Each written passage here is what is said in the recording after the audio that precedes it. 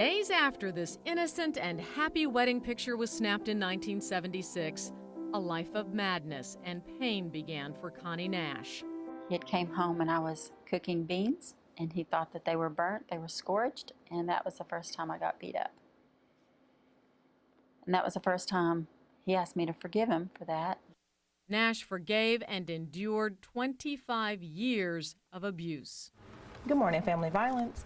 On any given day, women, often with several children, all with similar stories, show up at the Dallas County District Attorney Family Violence Office. What did he do on Wednesday the 23rd? And pour their hearts out in fear. How many times would you say he's been violent toward you? If you could just complete the yellow portion. Last year, more than 2,500 women asked about a protective order, but only 300 were issued. The question is why? So this is one of America's best kept dirty little secrets. Assistant District Attorney Tammy Kemp supervises the Dallas County Family Violence Unit.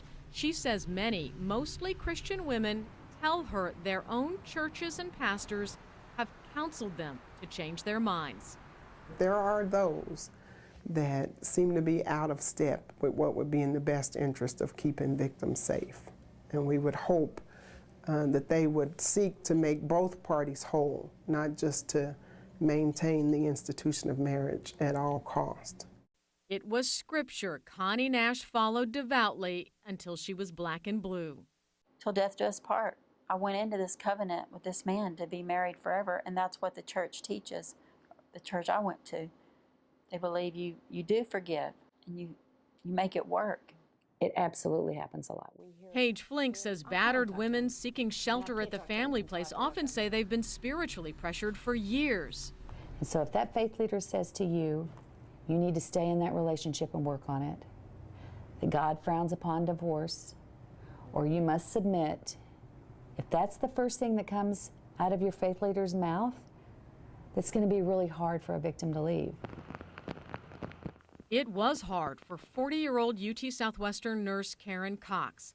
She was allegedly killed by her husband in the company parking garage in January. I couldn't understand why she wouldn't leave him. Her mother blames not just a lag in constables serving a warrant for his arrest. She says her daughter's church, who knew of the abuse for years, urged Cox to stay.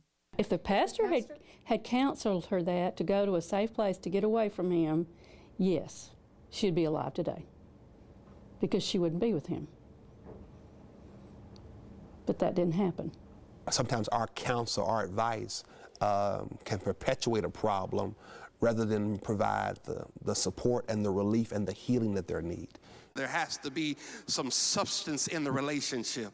Pastor Brian Carter says churches have good intentions when it comes to guiding couples. But he says more pastors, preachers, and priests should rethink preserving marriage at all costs.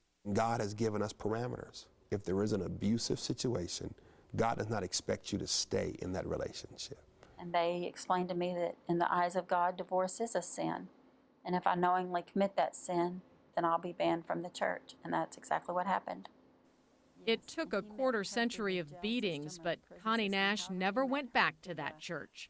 So I was happy to meet a man of God. She speaks regularly now to women at other churches about faith, forgiveness, and God's desire to end the cycle of family violence. He loves us so much. He doesn't want us to go through that pain or to be abused. He wants us to be happy and live a happy life. Janet St. James, Channel 8 News.